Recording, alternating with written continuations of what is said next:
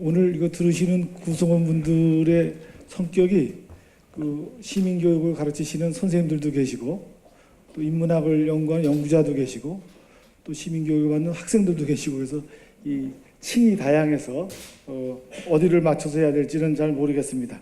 하지만 그 오늘 주제에 대한 총론은 사실 제가 말할 부분의 대부분의 점을 조정일 선생님께서 요약 정리를 간접까지 해주셔서 중복되는 부분이 없잖아 있으리라고 생각됩니다. 저는 이 인문, 이 지능 정책 이런 쪽 일에 관심을 가졌던 것은 우리 정부에서 그 인문학에 대한 지원 정책 개발을 하고 있는 기관은 경제인문사회연구회라고 그 총리실 산하에서 그 한국교육개발원, 법제연구원 등등 정부 출연 연구원을 관리하는 그 회가 있습니다. 거기에서 그 인문정책 연구위원회라는 것을 2002년에 인문학 위기가 상당히 몰아치니까 만들어서 하는 그런 위원회가 있었습니다. 그 위원회에서 제가 문사철의 그 원로분들을 모시고 운영위원으로 한 7년간 심부름을 했습니다. 그래서 제 내용은 저의 내용이라기보다는 그때 일을 하면서 나왔던 한 100여 개의 그 보고서들이 나와 있습니다. 그것들을 요약 정리해서 말씀드리도록 하겠습니다. 지금은 한 120-30개쯤 나왔겠는데요. 그 보고서들이 이 정책으로 거의 활용이 안 돼요. 이제 그것도 인문학의 문제입니다. 인문학의 위기 중에 이제 하나입니다. 그러니까 인문학은 구색 갖추기로 끼워넣는 이제 이런 식의 형식이 되고 있습니다. 자, 처음 이제 시작하면요. 문제 제기는 십수년 전부터 그 인문학의 위기, 나아가 학문의 위기가 심각한 문제로 떠올랐습니다. 현재 전개되고 있는 대학의 그 구조 조정, 대단히 심각한 조정이죠. 그리고 이제 올 이 박근혜 정부 들어와서는 정원 줄이기, 이 대학 정원을 줄인다는 겁니다. 근데 그 정원은 왜 이렇게 늘어났느냐?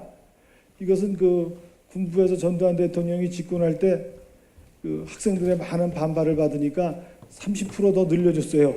그때 늘어났고, 그 다음에 그 노태우 대통령이 1도시 1대학을 선거 공약으로 걸었습니다. 그러면서 이 점점 늘어나서 전문대학 포함해서 지금 대학 정원이 한 82%까지 가게 됐습니다. 그게 한 20년 이상 유지되다가 이제 박근혜 정부에 와서는 이거 줄여야겠다. 선진국형으로 가자. 미국도 50% 60%밖에 안 되는데 이 고학력의 또 취업난 이런 것에서 줄이기로 들어가고 있는데 이게 줄여들면 무슨 과를 줄이냐 하면 인문학학과를 먼저 줄입니다. 이게 하여튼 그 대학의 그 제도적 위기도 심각한 것인데요. 10년 전이나 지금이나 그 인문학의 위기는 이제 다를 바가 없는 이런 상황입니다. 교육시장 개방과 국제 경쟁력 강화를 목적으로 한 것이나 기본적으로는 지식정보와 시장 경쟁 논리를 바탕으로 한 신자유주의라는 국제적 흐름의 강제에서 비롯된 것이기도 합니다.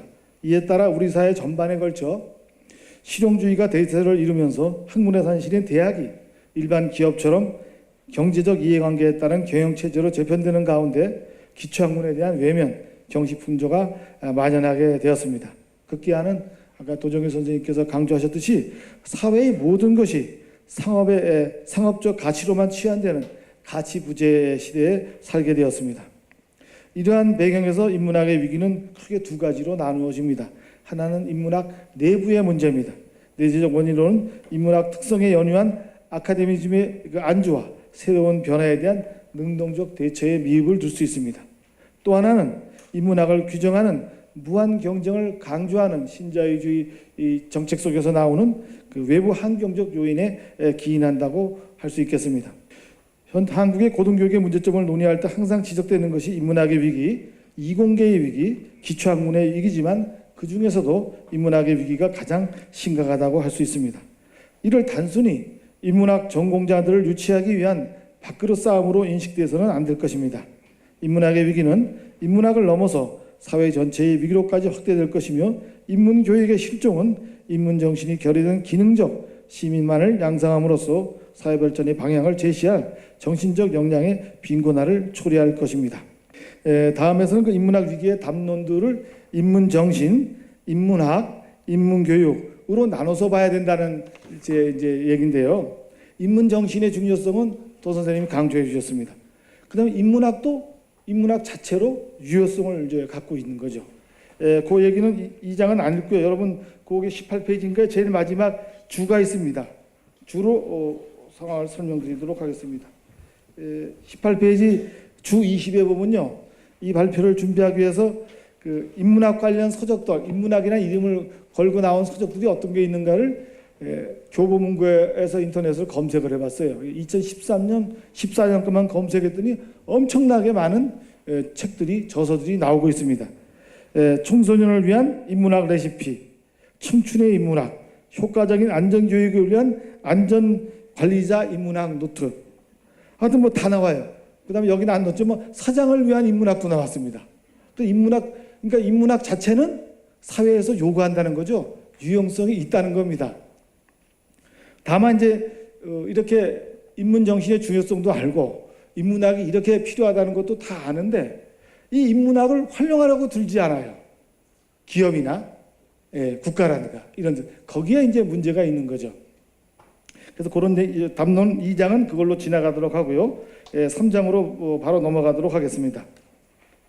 세계화와 신자유주의 경쟁 체제 속의 한국 인문학의 현황입니다. 인문학의 위기 현상을 바라보는 시각만큼이나 위기의 원인 역시 다양하게 거론됩니다. 많은 사람들은 인문학의 위기가 외적 환경 변화에 능동적으로 대처하지 못하다고 생각합니다.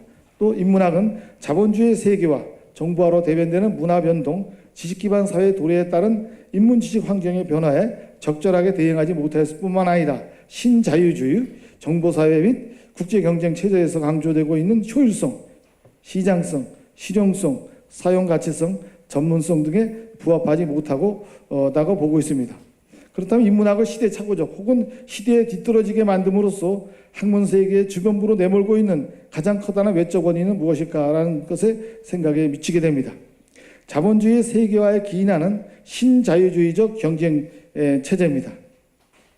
이 신자유주의적인 것에 긍정적인 것도 있고 부정적인 것도 있습니다. 이거는 지금까지의 1970년대의 그 석유 파동, 중동의 석유 파동이 이 사회를, 경제 사회를 한번 바꿔놨죠. 전 세계적인 것을. 그때까지는 케인즈에 의한 그 계획 경제, 국가가 적극적으로 개입한 계획 경제로서 잘 해왔는데 석유 파동을 겪으면서 그거 갖고는 안 되겠다는 움직임이 나타나게 된 겁니다. 그래서 그 고전적 그 자유방임주의인 아담스의 자유방임적인 정책이 필요하다. 작은 정부, 국가가 가급적 개입하지 않는 식의 경제 정책이 필요하다는 것으로 선회하게 됩니다. 그래서 이것을 그 고전적인 자유방임주의자들과 구별하기 위해서 신자유주의라는 것으로 나오게 됐는데, 이 신자유주의는 비유를 들면 초등학생과 대학생이 체급을 나누지 않고 동시에 경기장에 들어가는 겁니다. 뭐 권투를 하든지 달리기를 하든지. 바로 여기에서 이제 무한 경쟁이란 말이 여기서 나오게 된 겁니다. 그러니까 자본과 기술을 갖고 있는 국가나 기업이나 개인은 항상 이길 수밖에 없죠. 거기서 나오는 것이 부익부 빈익빈입니다. 우리나라도 거기에 덕은 받습니다. 그런 자본과 기술을 갖고 있는 선진국의 자본과 기술을 받아서 중진국까지 올라는 왔습니다. 올라왔지만 또 다른 부작용으로 우리가 갖고 있는 자본과 이 기술에 대한 저작권을 우리가 갖고 있지 못할 경우 종속화될 수밖에 없습니다. 우리가 그 애플하고 삼성이 그 저작권 기술 갖고 벌리고 있잖아요. 그 애플의 그 원천 기술을 삼성이 도용했다는 거 아닙니까? 이런 문제에 이제 봉착하게 돼서 더 이상 성장하는데 한계에 부딪히게 되고, 여기에 대해서 이제 그 복지 정책도 줄어들게 되죠. 정부의 그 간섭을 줄이게 됨으로써. 그래서 그 신자유주의를 무조건 나쁘다고 볼 수는 없지만 그 부정적 요소들을 우리가 어떻게 극복해야 되느냐 하는 것이고, 그 중에서도 학문 세계 속에서 이 교육 시장 속에서 이 인문학이 상당히 그 소외되고 있다. 이제 이런 측면을 말씀드리겠습니다. 다음 장을 넘어가면요. 인문학이 새로운 사회적 여건에 적용하기 위해서 다른 학문과의 연계 및 통합을 시도하고, 또 인문학 전공자가 진출할 수 있는 취업 분야를 적극적으로 개발하고 있기는 하지만 인문학이 다른 실용 학문의 효용성을 따라가기에는 역부족인 것처럼 보입니다. 제도로서의 인문학과 직업으로서의 인문학 전공자들이 분명히 위기에 처해 있는 것은 사실입니다. 인문학이 급격한 외적 환경의 변화에 능동적으로 대처하기 위해서는 자본주의 세계화가 왜 인문학의 위기를 초래했는가를 조금 더 정치하게 파악해 볼 수 있습니다. 인문학을 위협하는 현상들은 1차적으로 우리 사회가 철저하게 자본의 논리에서 지배되고 있다는 사실에 대한 증후군들입니다. 사회 변덕의 증상들을 바라보는 시각에 따라 현대사회는 후기 산업사회, 기술관료사회, 정보사회, 소비사회, 다국적 자본주의, 미디어 자본주의 등등으로 일컬어집니다. 이러한 용어의 다양성에도 불구하고 한 가지 분명한 것은 우리 사회가 자본이라는 보편적 매체에 의해 철저하게 통제되고 있다는 사실입니다. 조금 건너뛰겠습니다. 이 자본주의 전 세계적 보편화를 의미하는 세계화에 의한 인문학의 위기를 두 가지 관점으로 이해할 필요가 있습니다. 하나는 인문학의 시장적 가치의 하락과 인문학에 대한 사회적 수요의 감소입니다. 한국의 고등교육이 엘리트형이었던 70년대에서 80년대 초까지는 인문학 전공자도 전공에 관계없이 사회적으로 활동할 수 있는 기회가 열려 있었습니다. 그러나 고등교육이 90년대의 대중화 단계를 거치면서 2000년대의 보편화 단계에 접어드는 상황에서 인문학 전공만으로는 사회적 활동이 보장되지 않는다는 것입니다. 우리 사회가 구직난과 구인난이 공존하는 인력 수급의 결정, 양적 불이치를 보이고 있다면 대학은 사회적 수요에 따라 전공 인원을 조정할 수밖에 없을 것입니다. 현재 한국 사회에서 인문학의 위기는 시장 원리를 반영하는 것이고 이 시장에 참여하고 있는 사람들도 이러한 선택을 하고 있다는 것입니다. 또 다른 하나는 인문학자들이 자본의 논리에 의한 문화적 변동을 제대로 읽어내고 있지 못하다는 이런 측면입니다. 인문학에 수고합니다.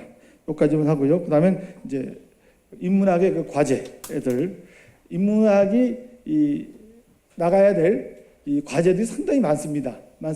크게는 뭐 외부적 요인과 내부적 요인, 그리고 국가의 그 역할, 이 세 가지로 나눠서 정리했습니다. 대중적 미디어 글쓰기입니다.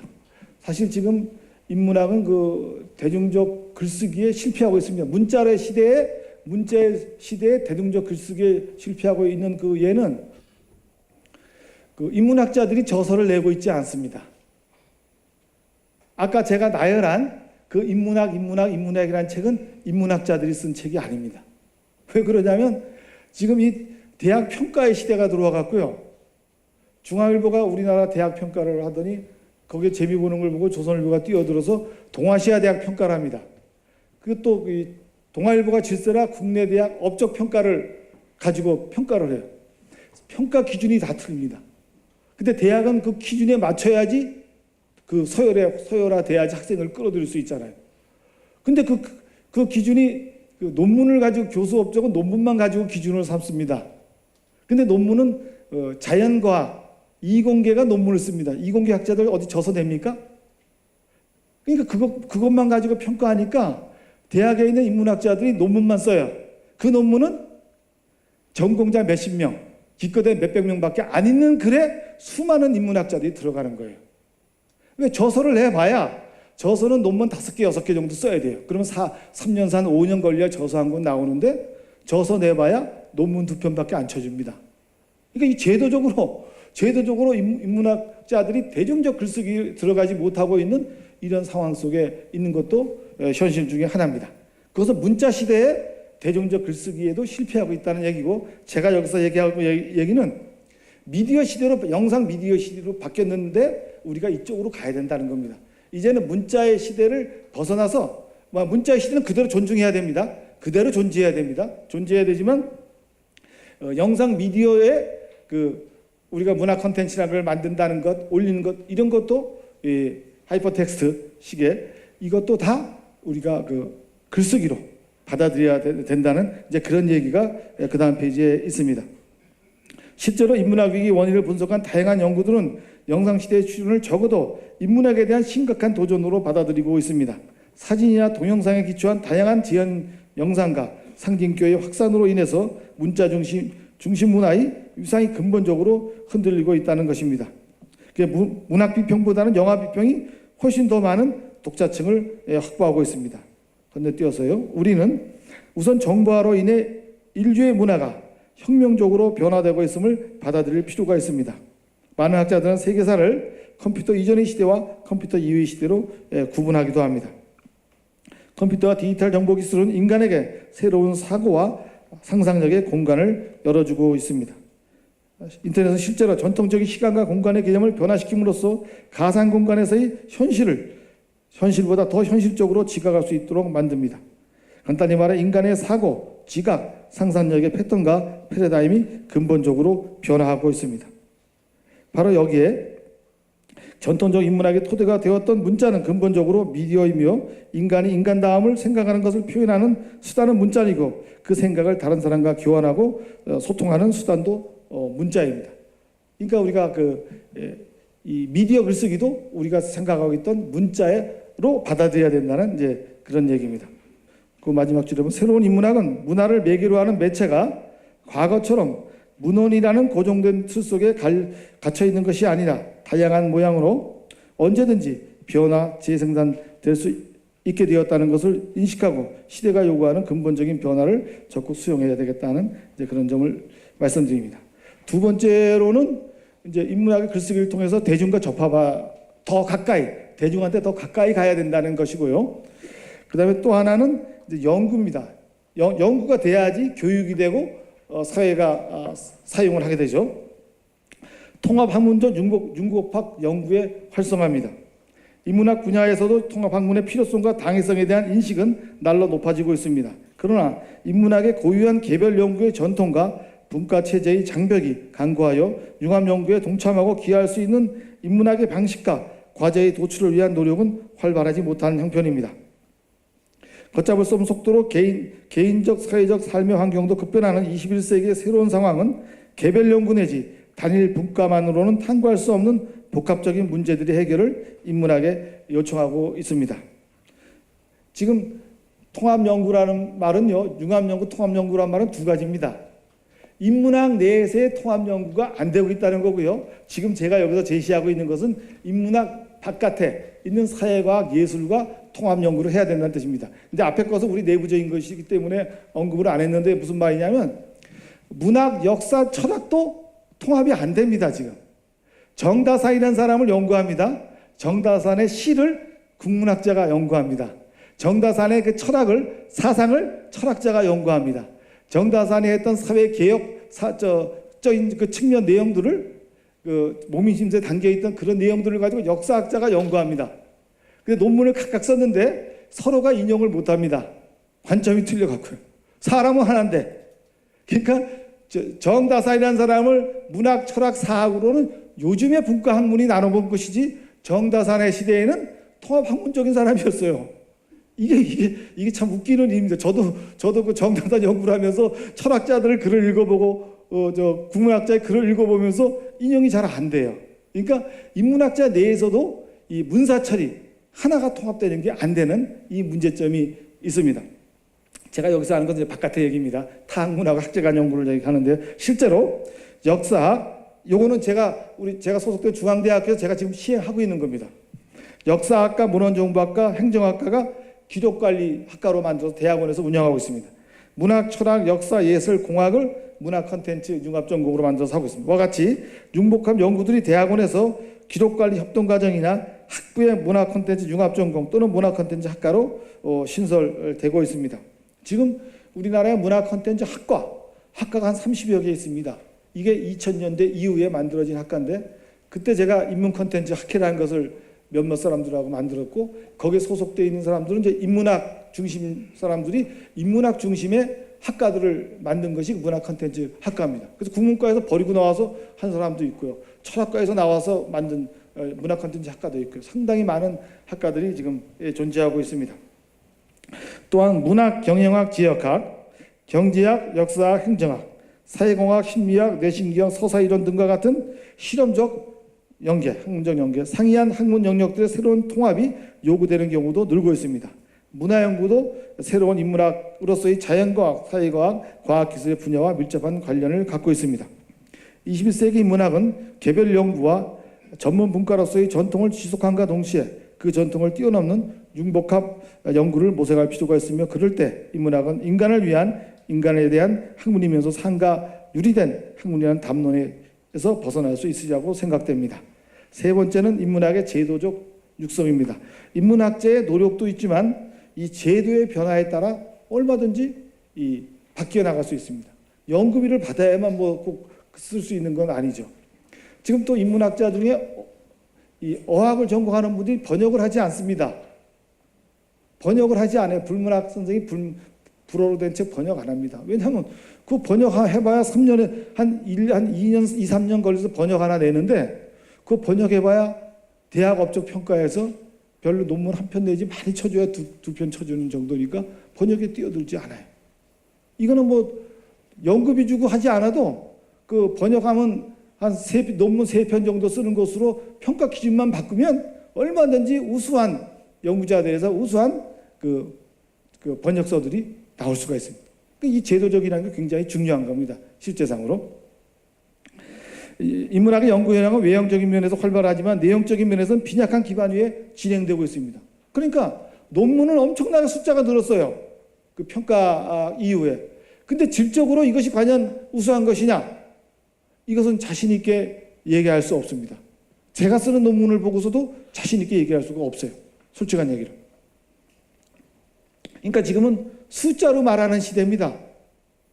인간이 아니고 내용이 아니고 숫자로 논문 몇 편, 그 과의 교수 몇 명, 학생 몇 명, 숫자로 말하는 시대로 바뀌어버렸다는 겁니다. 인문학과 관련 학생들의 취업률도 최저 수준을 유지하면서 학생 수가 계속 줄어들고 있는 상황입니다. 더욱이 차세대 한국 인문학을 담당해 나가야 될 순수 인문 분야 대학원생의 재생산이 심각한 위기에 처해 있습니다. 대학원생들이 오지 않으면 인문 교육을 누가 시키겠어요? 그러니까 이게 인문 교육이라는 것이 인문 정신, 인문 교육, 인문학의 사회적 활용이 하나로 뭉쳐져 있지 어느 하나만 강조한다고 하나만 된다고 하는 것이 아니라는 사실입니다. 근본적인 문제는 이러한 인문학의 위기에 체계적으로 대처할 수 있는 제도적인 지원 체계도 현실적으로 존재하지 않는다는 겁니다. 따라서 이러한 인문학의 위기를 정부 차원의 지속적이고 체계적인 지원에 근거하여 극복하는 대안을 마련해 나갈 필요가 있다고 여겨집니다.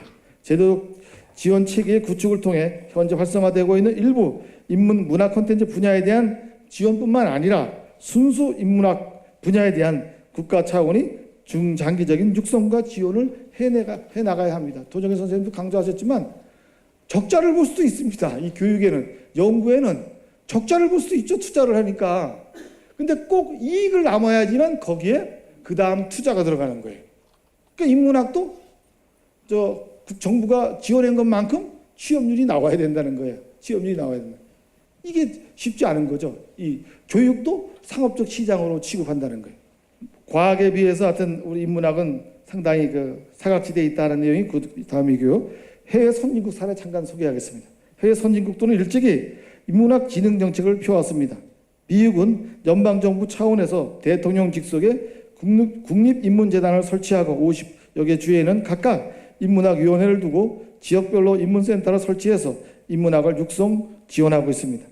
영국은 최근 기존의 인문예술위원회를 인문예술 연구회로 승격해서 지원을 강화하고 여기는 특별히 학문 후속 세대에 대한 지원을 하고 있습니다. 그래서 인문 진흥을 위해서는 인문진흥법의 입안이 우선적으로 요구된다고 할 수 있습니다. 인문학에 대한 국가적인 종합 지원 육성 정책의 마련이 시급합니다. 현재 한국연구재단 등에 의존하고 있는 현재 인문학 지원 방식은 재조정해야 됩니다. 국가 인문 정책의 비전을 제시하고 인문학의 체계적 육성을 위한 조사, 연구, 평가를 지속적으로 추진하도록 하여 인문학의 연구, 교육, 사회적 확산을 위한 지원 조직과 재정을 법적 제도적으로 보장해주는 인문진흥법의 제정이 필수적이라고 생각합니다. 이게 왜 그러냐면요. 지금 오늘날 한류가 대단하잖아요. 대단합니다. 이게 민간인들의 노력도 있지만 실제 IMF가 왔을 때 김대중 정부가 나갈 수 있는 방향이 없었어요. 그래서 문화 산업 가지고 문화 콘텐츠 산업 가지고 나가자는데 그때 정책 입안자들의 생각이 들어가서 1998년에 문화산업진흥법이라는 걸 만들게 됩니다. 그러니까 그것을 추진할 수 있는 기구로 문화콘텐츠 진흥원을 만들게 되고 뭐 게임산업진흥원을 만들게 되고 바로 15, 16년 전에 이 토대가 지금 한류를 만든 겁니다. 국가에서 저희 진흥법을 통해서. 마찬가지로 우리의 그 인문학도 이러한 진흥법이 있지 않고서는 대단히 어렵습니다. 지금 왜 아까 2013년, 14년에 그렇게 인문학 책들이 쏟아지느냐? 이거는 박근혜 정부가 들어서 가지고 문화융성 시대를 외쳤어요. 문화융성 시대를 외치면서 인문학도 필요하다는 언급이 있었습니다. 그 방향 속에서 인문학의 저서들이 쏟아지기 시작했습니다. 그런데 그 대통령의 그 발언은 수사적인 것으로 끝나고 그것을 뒷받침하기 위한 어느 제도적 장치가 전혀 마련되어 있지 않습니다. 그냥 공개 연설문에서만 언급할 뿐입니다. 바로 그 한류라는 그 뒤에는 인문학이 기반되어 있습니다. 그 드라마의 원천 소스는 문학과 역사 아닙니까? 원천 소스는 인문학에 있는 겁니다. 그러니까 인문학의 기반이 갖춰져 있을 때 또 사회에서 인문학을 활용하려고 할 때 그때 이게 사회적으로 나간다는 것이죠. 이와 같은 인문학의 제도적 육성을 통하여 창조적 인문 연구 인력의 양성, 국가 인문 경쟁력의 강화, 한국 인문학의 세계화 특성화로 견인될 것입니다. 결론을 좀 짧게 말씀드리겠습니다. 그 인문학의 위기를 극명하게 보여준 여러 현상들은 실제로 인문학의 사회적 수요가 시장의 논리에 따라 재조정되고 있음을 말해줍니다. 그럼에도 한 가지 다양한 것은 인문정신, 인문교육의 필요성에 대한 사회적 인식은 여전히 높다는 사실입니다. 무엇보다 인문학을 국가의 주요한 자산으로 인식하여 인문학을 모든 국민들이 향유하도록 해야 한다는 사회적 인식이 필요하다는 겁니다. 이 얘기는 제 얘기가 아니고요. 미국의 국립인문재단의 신조 1조가 어떻게 되어 있냐면 그 인문학과 예술은 미 국민의 국가의 주요한 자산이므로 미 국민들이 향유하도록 해야 된다는 것이 그 1조예요. 신조 크리도 1입니다. 거기에서 제가 인용을 딴 겁니다. 지금 이게 국가뿐만 아니라 기업도 인문학자 안 뽑잖아요. 인문학 전공자 안 뽑지 않습니까? 하지만 인문학의 필요성은 그 인문학 전공한 사람 데려다 쓰면은 금방은 그 전문적 지식을 필요로 하겠지만 회사에서 필요한 것을 하겠지만 그 상당한 효용성이 있다는 것입니다. 그러니까 기업 자체에서 인문학의 중요성을 인식하지 못하고 있다는 사실입니다. 우리는 이러한 사회적 기대와 시대적 요청에 능동적으로 부합함으로써 새로운 시대에 요구하는 인간다움의 이념과 가치를 표현할 수 있는 새로운 실천인문학, 평화인문학, 통화인문학으로 발전시켜야 할 것입니다. 이상입니다.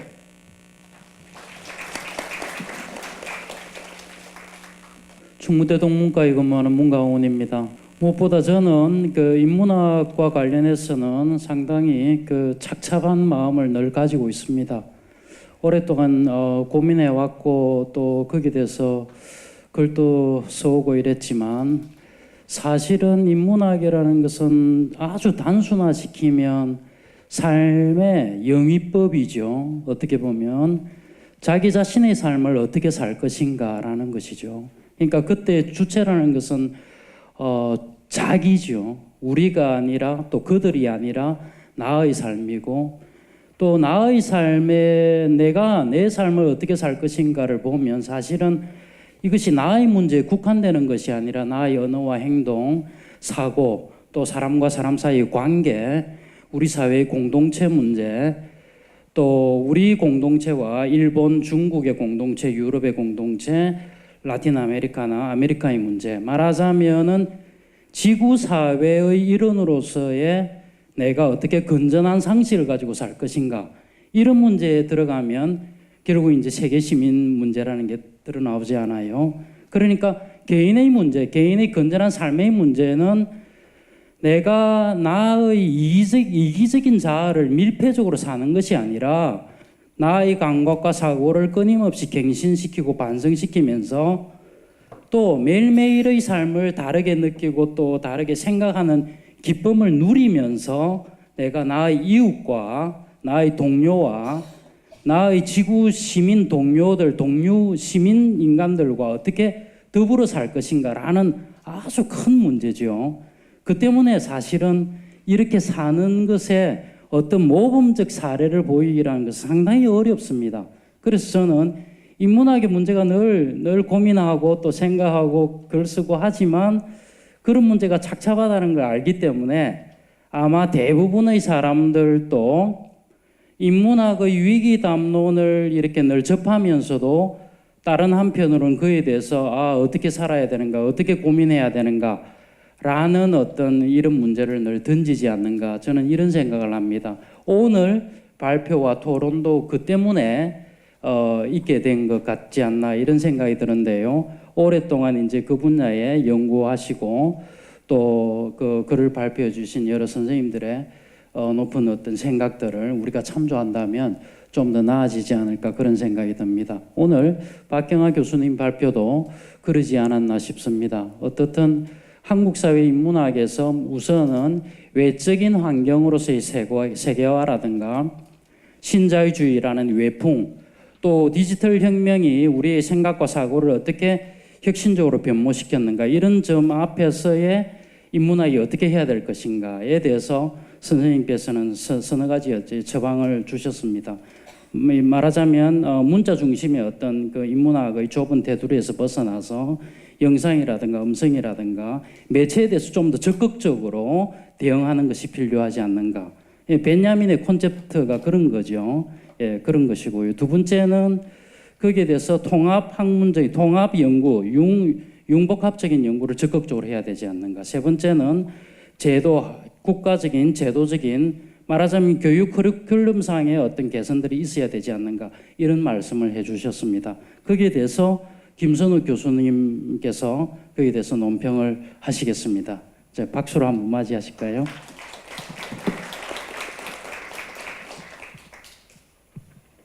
오늘 토론자가 2명인데 한 분은 지금 안 오신 것 같고 아마 발제지로 그 토론지로해서 아마 그 여러분 받으신 책자에 들어 있는 것 같습니다. 그리고 저는 그 토론문을 제출하라는 말씀을 못 들어서 그냥 몸으로 참석해서 이제 말로 하는 그런 반대의 모양이 되겠습니다. 박경하 선생님께서 그동안 그 인문학과 관련된 여러 가지 이제 정책적인 활동이나 또 내용적인 고민과 연구들을 많이 해오셔서 인문학과 관련된 문제 상황의 핵심을 아주 정확하게 잘 지적해 주셨다고 생각이 됩니다. 다시 말씀드리면 이제 오늘 그 발표하신 제목의 세계화의 구조적 모순에 맞선 인문학의 과제라고 하셨는데, 그 인문학이 이런 어떤 위기 담론 속으로 빠져들 수밖에 없고, 그리고 그 이후에 이제 여러 가지 그 상황들이 전개되면서 어떻게 보면 상당히 이제 인문학 진흥을 위한 풍요로운 정책들이 이렇게 저렇게 생겨나고 있는 가운데서도 여전히 이제 위기 그리고 풍요 속의 빈곤이라고 하는 그런 담론과 더불어서 인문학이 논의되고 있는 이 시점에서 그게 이제 정확하게 이제 그 초점 맞출 수 있는 문제 상황이 그 세계화 또 신자유주의라고 하는 이런 문제를 거론한 것은 적절하셨다고 생각이 됩니다. 요즘 이제 그 보게 되면 그 많이 얘기되는 것 중에 하나가 인문학이 이제 힐링의 역할을 담당해야 된다. 그래서 힐링의 인문학을 얘기를 하는데, 이렇게 지치고 바쁘게 살아갈 수밖에 없는 이제 그런 현대인들이 그나마 인문학을 통해서 조금 위로를 이제 받으려고 하는 그런 역할, 그게 이제 인문학의 기대는 하나의 이제 사회적인 요구 중에 하나가 될 텐데요. 그런가 하면 이제 이 시대와 관련해서 다시 말하면 인문학이 그와 같은 시민들에게 그 힐링의 역할을 해줘야 한다라고 하는 그런 그 과제도 인문학에는 있는 것 같고, 그런가 하면 이 세계 속에서 인문학자들 그리고 인문학 자체가 좀 살아남기 위해서는 어떤 길을 모색해야 하는가 하는 그런 그 고민들이 또 하나가 있고, 그런가 하면 사실상 인문학이 힐링하려고 있는 것이냐, 그게 아니라 이런 그 상황 속으로 몰아가는 구조적인 세력과 부딪혀서 싸워내는, 그래서 우리가 지금 우리를 뒤덮고 있는 이 현실로부터 우리가 위로를 얻는 것, 어떤 장치로서의 인문학이 아니라 현실을 정확하게 바라보기 위해서 우리 눈앞에 가려진 장막을 벗겨내는, 그래서 필링의 인문학, 그 벗기기, 그 필링의 인문학이 필요하다라고 하는 담론들이 최근에 이제 책으로도 나오고 해서 굉장히 흥미있게 저는 그 방향이 참 필요한 부분이라는 생각도 해봤습니다. 이런 그 세 가지의 방향들이 어쨌든 그 인문학이 이 시대에 우리가 이제 부딪히고 있는 그런 문제가 될 텐데요. 그 점에서 이제 방향을 잡아주셨던 이 내용이나 또 구체적으로 우리가 어떤 것이 필요하냐라고 이제 그 말씀해 주셨고 또 사회자님께서도 정리해 주셨던 그런 그 분석과 방향들은 참 적절하다고 봅니다. 이제 이런 과제에 대해서 이제 토론자로서의 이제 역할은 크게 보면 두 가지가 이렇게 있을 것 같은데요. 하나는 이제 그 어쨌든 인문학이 그 대학에서 이제 고등교육에서 이제 그 자리 잡고 있는 인문학이 그 대학 밖에서 사회 정책적인 차원에서 또는 제도적으로 또 그리고 그 시민 교육이라고 하는 차원에서 어떤 그 풀뿌리 차원에서 이루어지는 인문학적인 노력이라고 하는 부분과 또 대학 내에서 지금 현재 구조조정과 여러 가지 그 이제 교육부가 대학에 대한 재정 지원이라고 하는 그 돈줄을 잡고 구조조정을 하면서 그 칼 끝에 이제 놓여 있는 그 인문학과 또 인문학자 그래서 한편으로는 인문학의 위기 그리고 또 다른 한편으로 좀 나쁘게 좀 거칠고 좀 재미없는 표현을 쓰자면 인문학자들의 밥줄의 위기 뭐 이런 것들이 이제 종합적으로 크게 이제 대학 안과 밖이 나누어져서 얘기될 수 있는 부분이라고 봅니다. 그 중에 이제 후자 쪽은 의도한 것은 아니지만 발제문으로만 있는 박영규 선생님께서 그 부분을 좀 짚어주셨던 것 같고요. 그래서 그 부분은 저도 원래 그 부분보다는 학교 바깥에서 이루어지고 있는 정책적인 부분에 대한 관심들이 있어서 그 부분을 조금 중심으로 집중을 해서 말씀을 드리도록 하겠습니다. 우리가 이제 1997년에 한국 경제 위기를 이제 맞이했고 그것이 그 구체적으로 이제 선생님께서 말씀하셨던 것처럼 이 사회가 전체적으로 경제적인 관심을 촉구하면서 그에 따라서 대학의 인문학의 위기를 가져왔습니다. 그리고 다른 한편으로 보면 이런 그 인문학의 위기를 맞이한 그 인문학을 부흥시키기 위해서 정부가 매년 400억 정도를 투자를 했습니다. 그래서 인문한국 HK 사업이라는 것을 만들었고 또 인문강좌 같은 것들도 만들고 해서 인문학 살리기 위한 노력들이 많이 이루어졌습니다. 그 가운데는 아마 박경환 선생님도 많은 기여를 하셨다고 봅니다. 그런데 문제는 이제 이러한 그 외적인 열풍들이 여전히 있지만 대학 안에서는 이제 학과들의 통폐합을 통해서 학문의 본질 자체, 인문학의 본질 자체가 위협을 받고 그리고 학과, 교양학 여러 과목들이나 학과 강의 과목들을 많은 데 있어서도 취업 관련 분야들이나 또는 아주 그 취업에 직결된 어떤 기술들을 가르치는 부분과 그런 영역들과 이제 경합 속에서 인문학의 어떤 보편 교육적인 것은 그대로 밀려나는 그런 상황에 있습니다. 그래서 이제 그 정부의 지원이 과거보다는 사실상 상당히 풍부해진 것은 사실이지만 그럼에도 불구하고 또 한편은 여전히 위기로는 존속되고 있는 현실입니다. 지금 현재의 인문학에 대한 그 인문학과 관련된 그 정책 상황에 대해서 비판을 하는 사람들은 결국은 이러한 그 지속되는 위기의 원인으로 결국은 정부의 인문 정책 때문이다. 다시 한번 하면 정부의 정책으로 인해서 인문학이 연구비 수주형 인문학과 연구비 수주형 인문학 그리고 관주도 행사 인문학 이런 걸로 이제 인문학들이 전락했다라고 하는 그런 비판을 많이 합니다. 이 말은 이제 인문학의 주제와 성과와 관련해서 인문학이 실질적으로 시민들의 삶에 기여를 하기보다는 그냥 교양 교육에 머무르거나 또는 일회성의 어떤 행사로 끝나거나 또는 고전과 관련된 어떤 지식 전달로 끝나거나 또는 어떤 지역과 관련된 인문학 행사를 통해서 그 지역에 있는 어떤 적인 어떤 그 지역 특산품일 수도 있고 한 그런 것들을 좀 상업화하는 대로 나아가는 그런 한계들이 있었다는 것입니다. 그런데 또 다른 한편으로는 이런 것에 대해서 지지하고 옹호하는 그런 목소리도 있는 것은 사실입니다. 비록 이제 이런 그 인문학적 지원이 한계는 있지만 여전히 그럼에도 불구하고 인문학이 활성화되었고 또 대중화의 역할을 했던 것은 아니냐. 그리고 또 그 정부가 문화 융성을 위해서 인문학을 재정적으로 많이 지원을 했고 그러면서도 사실은 정부가 내용적인 개입은 하지 않으려고 하는 그런 태도도 많이 갖고 있었지 않았느냐. 이거는 이제 정부 쪽에서 이제 하는 비판을 정부 쪽에서는 상당히 억울해하면서 하는 그런 반론이기도 합니다. 어떻게 보면 이제 인문학이라고 하는 건 매개를 통해서 학교 밖에서 이루어지고 있는 국가 정책이나 또 이제 현장에서 이루어지는 여러 가지 활동을 보면 이제 관주도로 이루어지는 위로부터의 인문학 그리고 아래부터의 그 어떤 인문학의 진흥이라고 하는 이 두 관점이 서로 이제 대립하고 긴장 관계 속에 있다고 볼 수 있습니다. 시민 참여의 관점에서 보면 흔히 인문학 1.0, 2.0, 3.0 이런 표현을 쓰기도 합니다. 인문학 1.0이라는 것은 인문학이 고사될 상황에서 정부가 나서서 인문학이 씨를 뿌리지 않았느냐. 그래서 결국은 이제 돈을 풀어서 그래도 인문학은 좀 살렸다라고 하는 그런 평가를 할 수 있는 그런 시기가 있었고요. 그런데 이런 그 1.0의 상황이 나타나면서 주로 이제 그 관주도로 이렇게 이루어지는 것이 좀 문제가 있다라고 해서 시민 중심의 학자 중심의 인문학보다는 시민 중심의 인문학의 대중화 현상, 대중화로 나가보자 하는 그런 어떤 물결들이 있었고 이걸 우리가 이제 인문학 2.0이라고 부를 수가 있을 겁니다. 그런데 이제 이런 그 시민 그들이 그 중심으로 되어야 된다고 하지만 사실은 이제 이 시민들이 굉장히 수동적으로 참여하는 형태로 머물러 있다.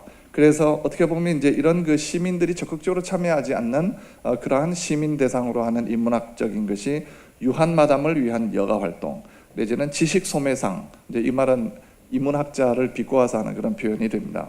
그래서 그 지식 소매상들의 밥벌이 도구라는 그런 비판을 듣기도 하고 또 실제로 그 인문학이 이런 그 대중화되는 속에서 스타 강사들이 나타나서 스타 강사들과의 만남이라는 형태로 인문학 강좌들이 이루어지는 형태. 그리고 그 지방에서 이제 인문학 행사를 할 때도 이런 스타 강사를 이제 불러와서 이제 대중몰이를 하고 그러면서 이제 뭔가 행사를 진행하는. 그래서 그걸 비판을 하게 되면 그렇게 안 하면 마치 그 무슨 저 아이돌 스타들이 한번 떠야지 사람들이 몰리는 것처럼 스타 강사들이 나타나야지만 뭐가 이루어지지 않느냐라고 하면서 이제 그 지역에서 이런 정책을 만드는 사람들은 반응을 하기도 합니다. 그런데 정부는 어떠냐? 정부의 입장에서도 보면 사실은 인문학에 대해서 우리가 비판할 수 없을 만큼 사실은 재정 투여를 또 많이 하고 역할도 많이 하고 있다고 좀 봐줄 수 있는 요소도 있다고 봅니다.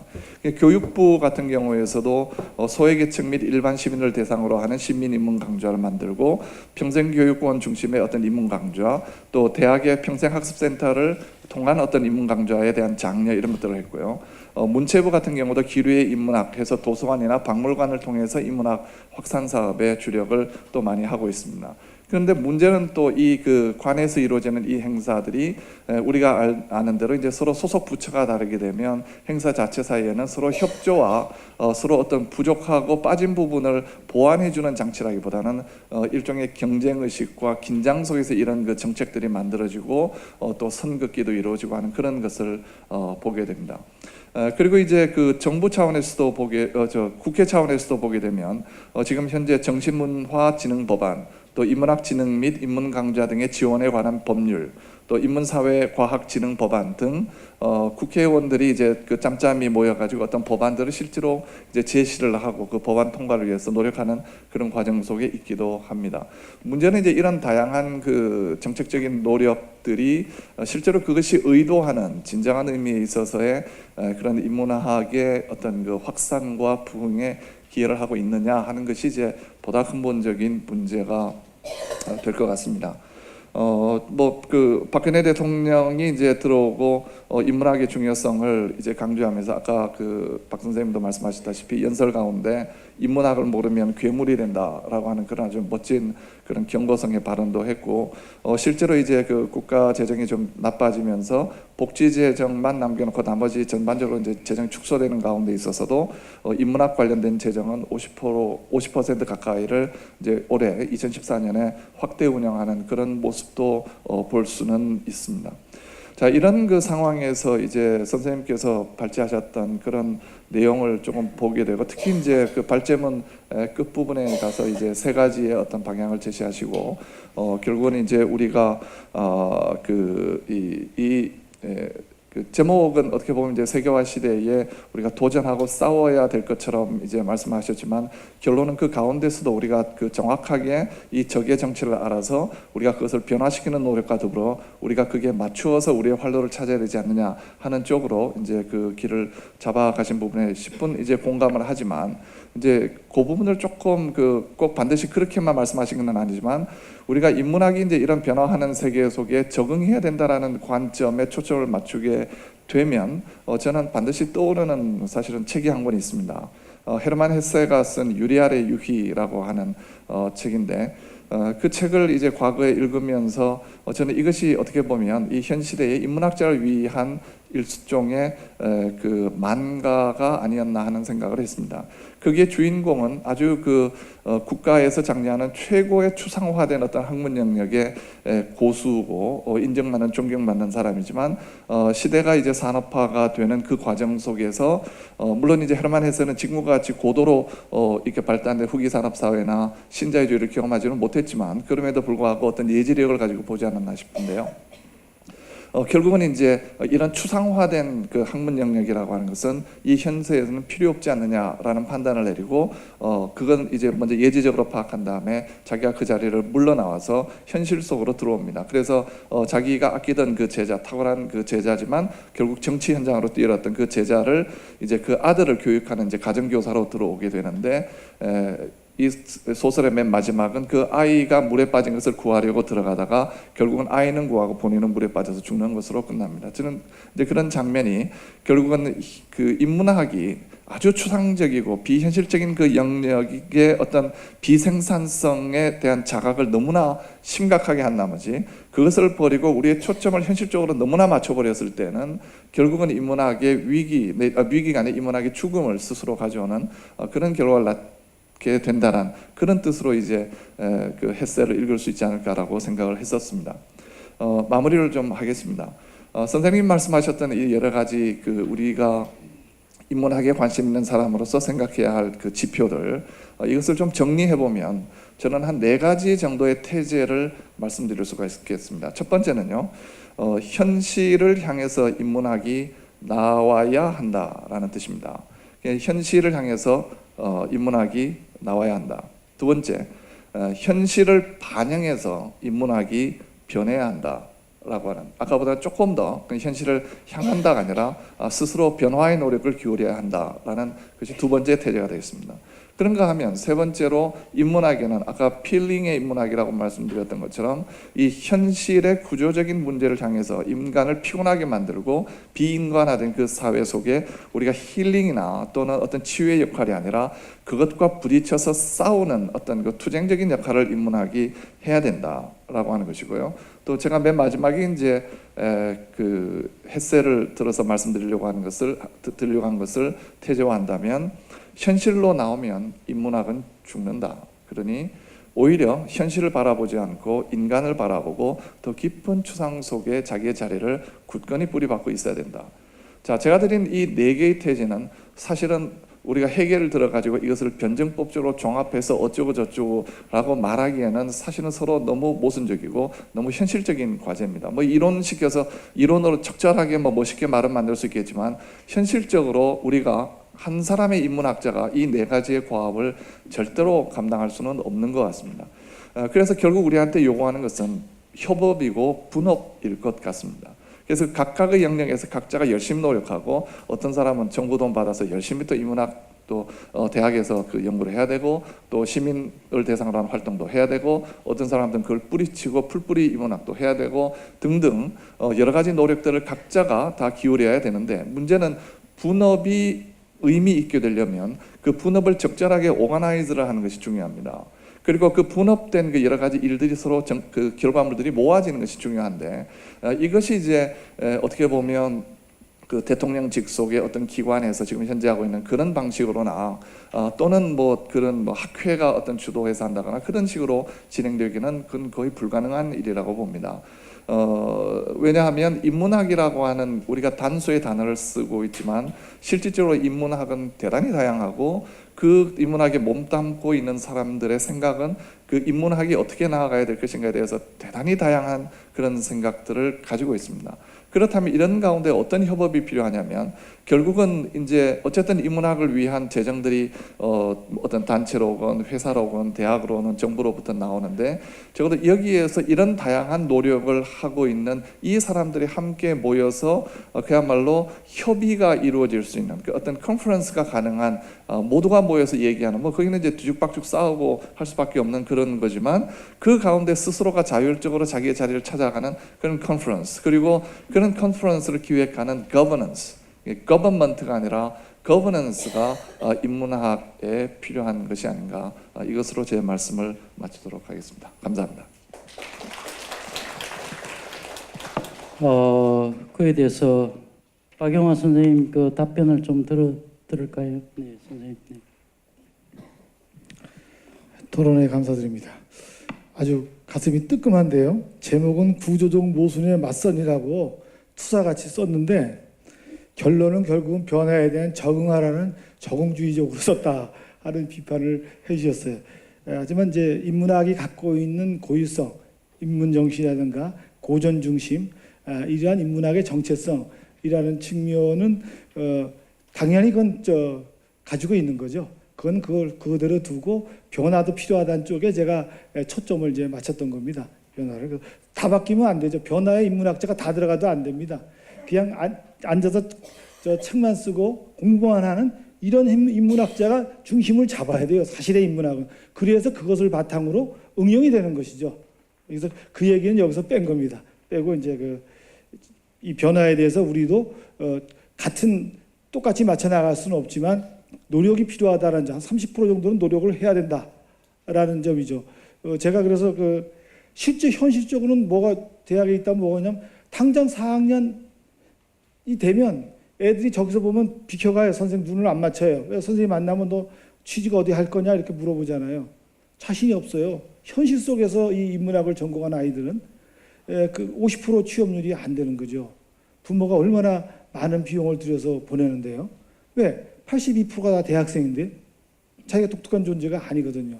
또 역사학과 온 애들한테 1학년 면담하면서 물어봐요. 너네 부모님이 역사학과 가지 말라고 부모님하고 싸워서 이겨서 여기를 선택해서 온 애들 손들어가면 30%입니다. 30% 아이들이 부모가 취업 못하는 데니까 인문학과 가면은 역사학과 가면 이래서 온 아이들이에요. 그러니까 이거 저의 기본적으로 제가 인문 콘텐츠 학회를 2002년에 만들고 거기 있는 사람들이 문화 콘텐츠 학과로도 바꾸고 저는 융합 전공으로도 하고 막 했던 이유가 이쪽 부분도 중요하다.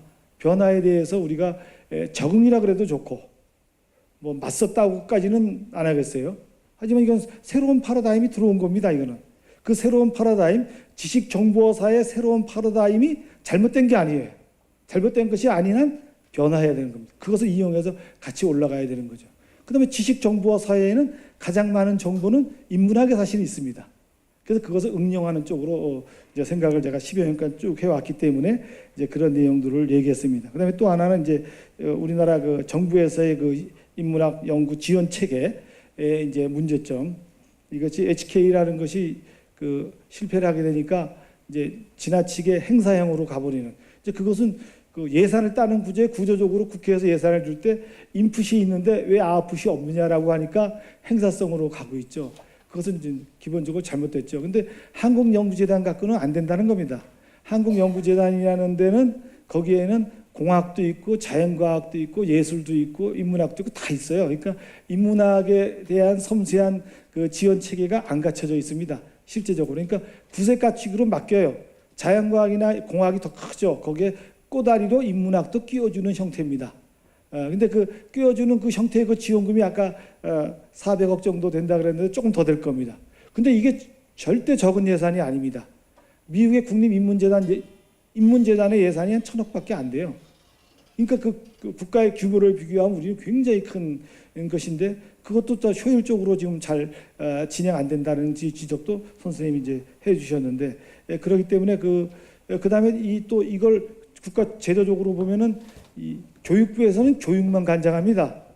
교육 정책만 내지 그 연구에 대한 것은 관여 안 해요. 연구재단에서 돈 주고 좀 메꿔줘라, 떼어줘라 이 정도입니다. 그러니까 우리나라는 학문위원회가 없습니다. 학문 체계를 국가 미래를 위해서 학문 체계를 어떻게 해주냐는 데는 교육부가 아닙니다. 그다음에 또 이 인문학을 활용할 수 있는 데는 이 교육부는 교육 현장에만 집어넣는 것이고 제도적인 교육 현장이죠. 초등학교, 중등학교, 대학 요 정도고 실제 사회적 활용은 문광부에서 하게 되어 있는데 이 문광부에서는 인문학이 빠져 있어요. 예술 중심이고 인문학 중에서 문학만 들어가 있습니다. 그러니까 이 사람들은 또 이 인문학을 자기네가 필요한 파트너로 생각하지 않아요. 여기에 또 이 제도적인 이제 문제가 있습니다. 그래서 선생님이 마지막 제시해 주신 이 관련 연구자들이 다 모인 거버넌스 형태의 운영이 필요하지 않는가 아주 동감합니다. 근데 그것도 잘 안 이루어진다는 겁니다.